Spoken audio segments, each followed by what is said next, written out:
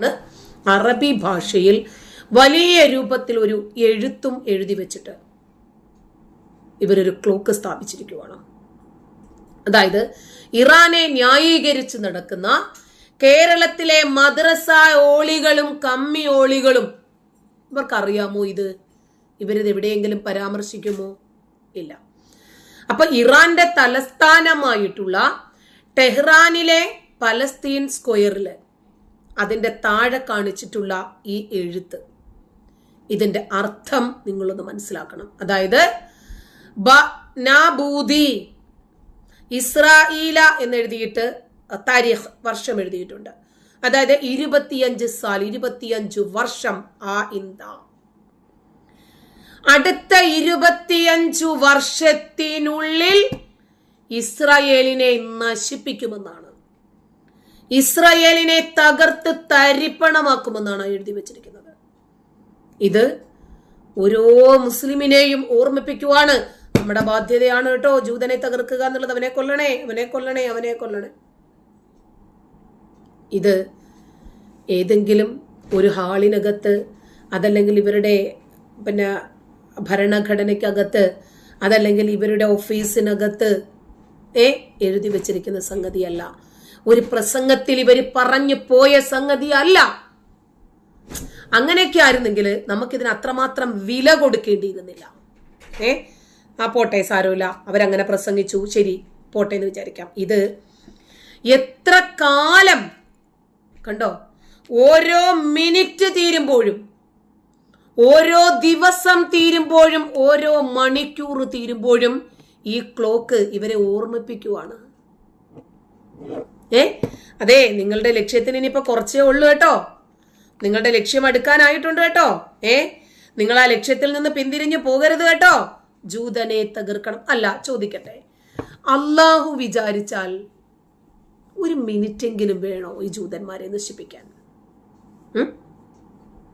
ഒരു ക്ലോക്ക് സ്ഥാപിച്ചിട്ട് അടുത്ത 25 വർഷത്തിനകത്ത് ജൂതന്മാരെ മുഴുവനും നശിപ്പിക്കും, ഇസ്രായേലിനെ മുഴുവനും നശിപ്പിക്കുമെന്ന് എഴുതി ഒരു ക്ലോക്ക് സ്ഥാപിച്ചിട്ട് ഏതെങ്കിലും വീട്ടിനകത്തല്ല കേട്ടോ. ടെഹ്റാനിലെ പലസ്തീൻ സ്ക്വയറിൽ ലോകം മുഴുവനും കാണത്തക്ക രൂപത്തിൽ ഒരു കൗണ്ട് ഡൗൺ ക്ലോക്ക് സ്ഥാപിച്ചിരിക്കുന്നു, ഡൂംസ്ഡേ ക്ലോക്ക്. ആ ക്ലോക്കിന് മുകളിലായി വലിയ അക്ഷരത്തിൽ എഴുതി വെച്ചിരിക്കുന്നത്, ഇത് ഇസ്രായേലർക്ക് മനസ്സിലാക്കുന്നതിനു വേണ്ടി ഹീബ്രു ഭാഷയിലും കൂടി അവിടെ എഴുതി വെച്ചിരിക്കുവാണ്. മറ്റേത് അറബി ആകുമ്പോഴത്തേക്ക് ഇവർക്കൊരു ട്രാൻസ്ലേറ്ററുടെ സഹായം വേണ്ടേ? ആ ക്ലോക്കില് ഡിജിറ്റൽ കൗണ്ട് ഡൗൺ ഡിസ്പ്ലേ ഉണ്ട്. ഇനി എത്ര മിനിറ്റ്, ഇനി എത്ര മണിക്കൂർ, ഇനി എത്ര ദിവസം, കണ്ടോ, എത്ര വർഷം, എത്ര മാസം. ക്ലോക്കിന്റെ പ്രധാനപ്പെട്ട ഭാഗത്ത് സെക്കൻഡുകൾ ഉൾപ്പെടെ കുറഞ്ഞുകൊണ്ടിരിക്കുന്ന ഒരു ഡിജിറ്റൽ ടൈമർ സ്ഥാപിച്ചിട്ടുണ്ട്. ഇത് 2040 ഒരു നിശ്ചിത തീയതി ലക്ഷ്യമാക്കിയാണ് പിന്നിലേക്ക് ഓടിക്കൊണ്ടിരിക്കുന്നത്. ഇനി എത്ര നാൾ, ഒരു ദിവസം പിന്നിട്ടു, ഇനി എത്ര നാൾ. ഇസ്രായേൽ എന്ന രാജ്യം ഭൂമുഖത്ത് നിന്ന് അപ്രത്യക്ഷമാകാൻ ഇനി എത്ര ദിവസം, എത്ര മണിക്കൂർ ബാക്കിയുണ്ടെന്ന് വരെ ആ ക്ലോക്ക് കാണിക്കുവാണ്.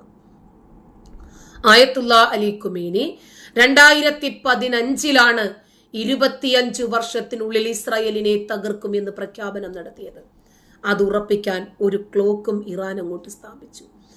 ആ പ്രസംഗത്തിലെ വരികൾ പലപ്പോഴും ഈ ക്ലോക്കിന് സമീപമുള്ള ബോർഡുകളിൽ പ്രദർശിപ്പിക്കാറുമുണ്ട് ഇറാൻ.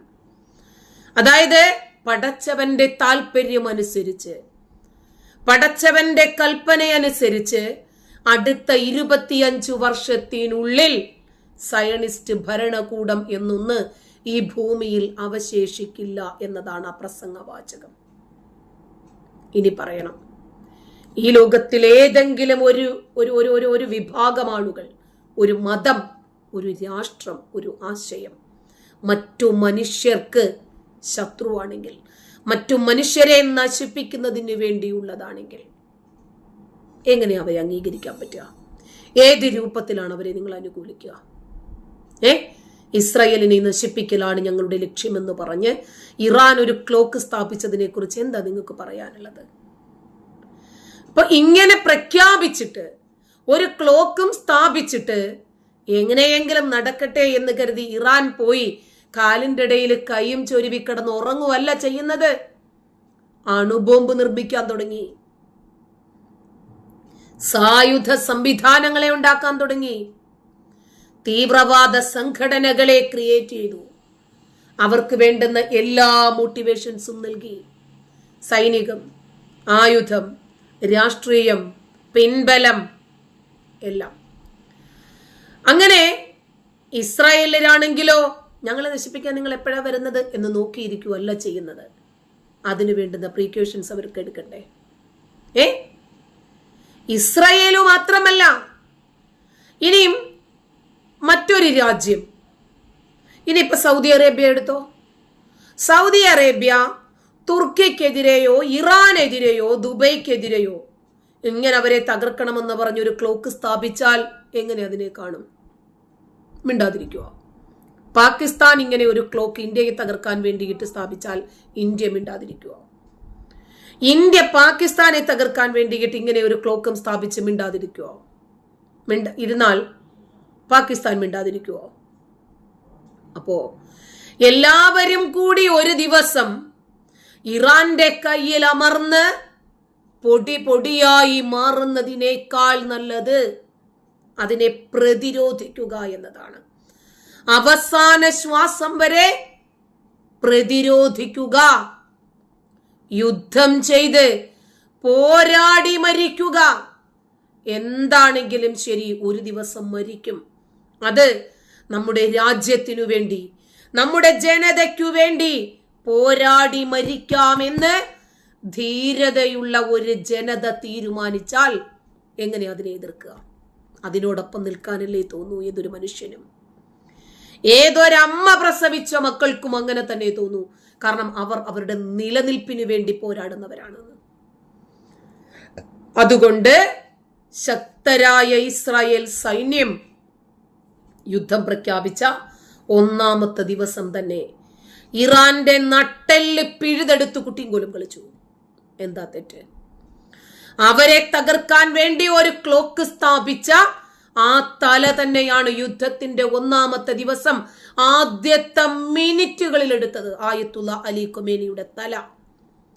അപ്പോൾ ചെറിയ ആഡംബരത്തോടു കൂടിയാണോ അവന്റെ തലയെടുക്കേണ്ടതല്ല.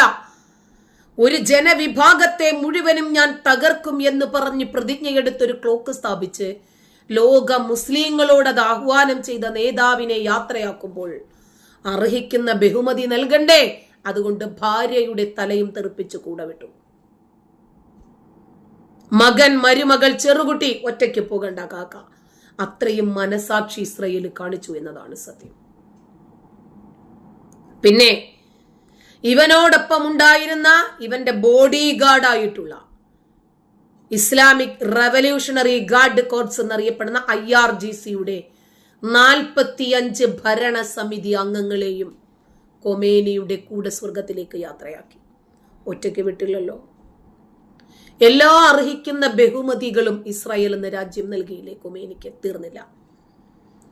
അയാളുടെ പ്രിയപുത്രനായിട്ടുള്ള മുജ്തബ ഖൊമേനി അടുത്ത അധികാരത്തിലിരിക്കേണ്ടവനാ. ഇനിയിപ്പോ അവന് ഇങ്ങനെ വാപ്പ ചെയ്ത സകലമാന തെണ്ടിത്തരങ്ങളും തന്തയില്ലായികയ്ക്കുമൊക്കെ പച്ചക്കൊടി കാണിച്ച് പ്രോത്സാഹിപ്പിച്ച് നിന്ന അവനും കൊടുക്കേണ്ട ഒരു സമ്മാനം. അതുകൊണ്ട് ഇനി ജീവിച്ചിരിക്കുന്ന മറ്റുള്ള മനുഷ്യന്മാരുടെ നാശത്തിനു വേണ്ടി മാത്രം ജീവിക്കുന്ന ഒരു ജനവിഭാഗത്തിന് ജീവിച്ചിരിക്കുന്ന ഒരു മോഡലായിട്ട്, ഒരു ജീവച്ഛവമായി, ഒരു മാംസകഷ്ണമായി ഖൊമേനിയെ അവശേഷിപ്പിക്കുകയും ചെയ്തു ഇസ്രായേൽ. 2 കൈയും പോയി, 2 കാലും പോയി, കണ്ണിന്റെ കാഴ്ചയും പോയി, ബോധവും പോയി, കിഡ്നിയും പോയി, ഹാർട്ടും പോയി. ഏതോ ഒരു ഒളിസങ്കേതത്തില് ICUവിലാണെന്നാണ് കേൾക്കുന്നത്. അല്ല പിന്നെ ആ സമയത്ത് അയാൾക്ക് ആപ്പിളും ഓറഞ്ചും മുന്തിരിയും ഒക്കെ വാങ്ങിച്ച്, അല്ലെങ്കിൽ പരിപ്പൊടിയും കട്ടൻ ചായയൊക്കെ കൊണ്ടുപോയിട്ട് നെതന്യാഹു പറയണോ, ഞാൻ ജീവിച്ചിരിപ്പുണ്ട്, നിന്റെ ആൾക്കാരോടൊന്ന് പറയണേ എന്ന് പറയണോ? ഈ അബോധാവസ്ഥയിൽ കോമയിൽ കിടക്കുന്നവന് നമ്മളെ കൊണ്ട് അത്രയൊക്കെ പറ്റുള്ളൂ എന്ന് ഇസ്രായേൽ പറഞ്ഞു. അപ്പൊ ഇസ്രായേൽ എന്ന രാഷ്ട്രം ശക്തരായതുകൊണ്ട് അവർ ആയുധപരമായിട്ടാണ് വരുന്നതെങ്കിൽ ആയുധപരമായി തന്നെ അതിനെ നേരിടാൻ, ആശയപരമെങ്കിൽ ആശയപരം, ചതിയെങ്കിൽ ചതി, കാപഠ്യമെങ്കിൽ കാപഠ്യം, നേരും നെറിയുമെങ്കിൽ അത് ഷഡനോട് ഷാഠ്യമേ പാടുള്ളൂ എന്ന ഒരു നിശ്ചയദാർഢ്യക്കാരാണ് ഇസ്രായേലിൽ. അതുകൊണ്ട് ആദ്യമായിട്ട് ഈ യുദ്ധം ഇസ്രായേലും ഇറാനും തമ്മിൽ തുടങ്ങിയ ആദ്യ നാളിൽ ആരുടെ തലയാണ് എടുത്തത്? ആയത്തുള്ള അലി ഖുമേനി എന്ന് പറയുന്ന സുപ്രീം ലീഡറുടെ തലയെടുത്തു. തണുത്തതാണോ അങ്ങനെ? ആയത്തുള്ള അലി ഖുമേനിയുടെ തലയെടുത്തു. അപ്പോൾ ധീരന്മാരാണ്, നേരിട്ട് പൊരുതാൻ ശേഷിയുള്ളവരാണ്. ഇതുവരെ ആ കിളവൻ ജീവിച്ചത് ഇസ്രായേലിന്റെ ഔദാര്യം മാത്രമാണ്. അറിയാതെ ഖൊമേനി ഭക്തരായി പോയിട്ടുള്ള കുറച്ചാളുകൾ അവൻ മുറിയനായതിന്റെ പേരിൽ മാത്രം അവന്റെ കണ്ണീരിനോടൊപ്പം ചേർന്ന് നിന്ന് കണ്ണീര് വാർക്കുന്ന, അവന്റെ സങ്കടത്തിൽ അയ്യോ ഇവന്റെ ഒക്കെ മൂത്താപ്പ ചത്താൽ ഇവരൊന്നും ഇങ്ങനെ കരയില്ല, അവര് ഈ ഖൊമേനി സ്വന്തം ജനതയ്ക്ക് പോലും ശത്രുവായത് എങ്ങനെയാണെന്ന് അറിയാമോ? ഇസ്രായേലിന്റെ ദേശീയ പതാക ഏറ്റവും കൂടുതൽ പ്രിന്റ് ചെയ്യുന്നത് ആരാണ്? ഏതൊരു രാജ്യത്തിന്റെ ദേശീയ പതാകയും അടിക്കുന്നത് അതേ രാജ്യം തന്നെ ആയിരിക്കണം എന്നതാണ് റൂള്. പക്ഷേ ഇസ്രായേലിന്റെ പതാക ഏറ്റവും കൂടുതൽ പ്രിന്റ് ചെയ്യുന്നത് ഇറാനാണ്. എന്തിനാണെന്നറിയാമോ? ടേബിള് തുടയ്ക്കാൻ, കക്കൂസ് കഴുകാൻ, ഇവർക്ക് റോഡിലൊക്കെ വിരിച്ചിട്ട് അതിനകത്ത് ചവിട്ടി മെതിക്കാൻ, അതിനകത്ത് വണ്ടി ഓടിച്ച് കയറ്റാൻ, അവർക്ക് ഭക്ഷണമൊക്കെ കഴിച്ചിട്ട് ടിഷ്യൂ പേപ്പറായിട്ട് ഉപയോഗിക്കാൻ, അവർക്ക് ടോയ്ലറ്റിൽ പോയിട്ട് ഉപയോഗിക്കാൻ, സ്കൂളുകളില്, കോളേജുകളില്, ഗവൺമെന്റ് ഓഫീസുകളിലൊക്കെ താഴെ കാർപ്പറ്റിന് പകരം വിരിച്ചിട്ടിരിക്കുന്നത് ഇസ്രായേലിന്റെ പതാകയാണ്. എന്തുണ്ട് പറയാൻ? നിങ്ങൾക്കതിനെയും ന്യായീകരിക്കാൻ പറ്റും. ഏതോ വഴിയിലൂടെ പോകേണ്ടിയിരുന്ന മിസൈലുകളെ വരൂ എന്റെ നെഞ്ചത്ത് സ്ഥലമുണ്ട് എന്ന് പറഞ്ഞ് പാണ്ടിലോറിക്ക് മുമ്പിൽ മസില് പിടിക്കുന്ന ചൊറിത്തവളയെ പോലെ നിന്ന് വാങ്ങിച്ചു കൂട്ടിയതല്ലേ? അല്ലേ? ഇബ്രാഹിം റൈസി ആണെങ്കിലും ചെയ്തു കൂട്ടുന്നതിനൊക്കെ നമ്മൾ ചെയ്യുന്ന കൃഷികളുണ്ടല്ലോ, അതിന്റെ വിളകളും നമ്മൾ തന്നെ അനുഭവിക്കണമെന്നേ. അതല്ലേ പറയാറ്, വേലി ചാടുന്ന പശുവിന് കോലുകൊണ്ട് മരണമെന്ന്. അതാണ് എങ്ങോട്ടോ പോകുന്ന മിസൈലുകളെയൊക്കെ തോട്ടയിട്ട് പിടിച്ച് തൻ്റെ തലയിലേക്ക് അല്ലെങ്കിൽ തൻ്റെ നെഞ്ചിലേക്ക് ഓട്ടയിടാൻ വേണ്ടി വിളിച്ചു വരുത്തിയാൽ അത് ഓട്ടയിടുക തന്നെ ചെയ്യും, തല അരിപ്പയാക്കും. അപ്പോ നമ്മുടെ കയ്യിലിരിപ്പ് കൊണ്ടാണ് നമ്മൾ അനുഭവിക്കുന്നത് എന്ന് മനസ്സിലാക്കണം.